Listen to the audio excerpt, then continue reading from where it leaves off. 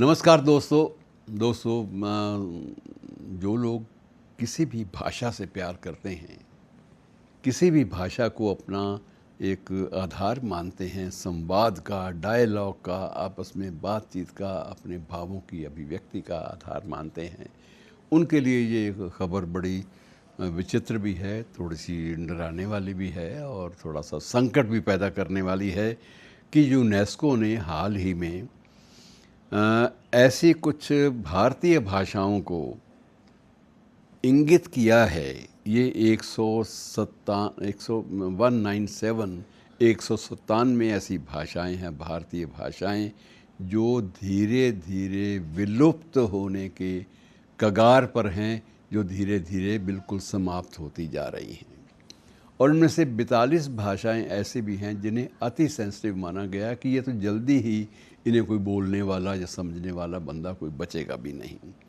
और वैसे तो एक कहावत है कि कोस कोस पर पानी बदले, चार कोस पर बाणी। ये बाणी वाली बात भी चल रही है। बेशक ये कहावत अब सिर्फ किताबों में इसकी चर्चा होती है, लेकिन भारत सरकार ने अब ये फैसला लिया है कि यदि संस्कृति को बचाना है, कल्चर को बचाना है, किसी विशेष भूभाग, किसी विशेष हिस्से की कल्चर को बचाना है, तो एक ही तरीका है कि वहाँ की बोली, वहाँ की भाषा को मरने ना दिया जाए।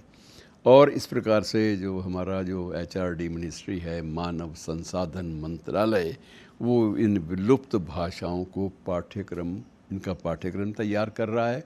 और उस पाठ्यक्रम के माध्यम से ये जो भाषाएं हैं, विलुप्त होती हुई भाषाएं, ख़तरे की जद में आई हुई जो भाषाएं हैं, इन्हें इनके सही पात्रों या उस परिवेश के बच्चों तक पहुंचाया जाएगा, ताकि ये भाषाएं जो हैं ये हेरिटेज का हिस्सा बने, ये इतिहास में बिल्कुल गायब हो जाने वाली वस्तु बनकर ना रह जाएं। और मित्रों, सबसे बड़ी बात यह है कि इसमें ज़्यादातर भाषाएं जो हैं वो पर्वतीय हैं, पहाड़ी भाषाएं हैं। हिमाचल प्रदेश में बहुत सारी ऐसी भाषाएं हैं जिनके बोलने वाले, प्रयोग करने वाले लोग धीरे धीरे कम होते जा रहे हैं। इनमें एक भाषा है भरमौरी, भरमौर की भाषा है। इसी प्रकार से चंबयाली, चंबा क्षेत्र की भाषा है।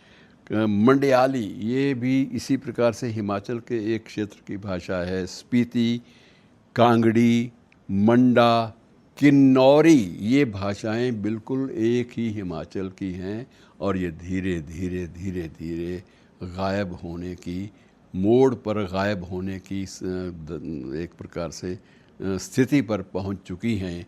और अब इनको बचाने के लिए एक गंभीर प्रयास किया जा रहा है और उस गंभीर प्रयास में मोबाइल ऐप भी तैयार किए जा रहे हैं, कुछ फ़ॉन्ट भी बनाए जा रहे हैं।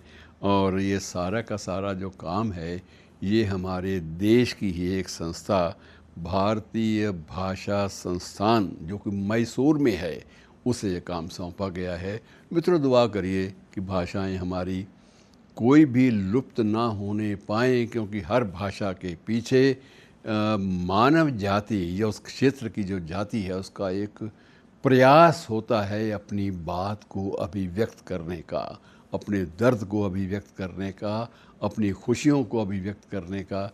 ये अभिव्यक्ति का एकमात्र साधन किसी भी जिंदा कौम के पास उसकी भाषाएं होती हैं। शुक्रिया।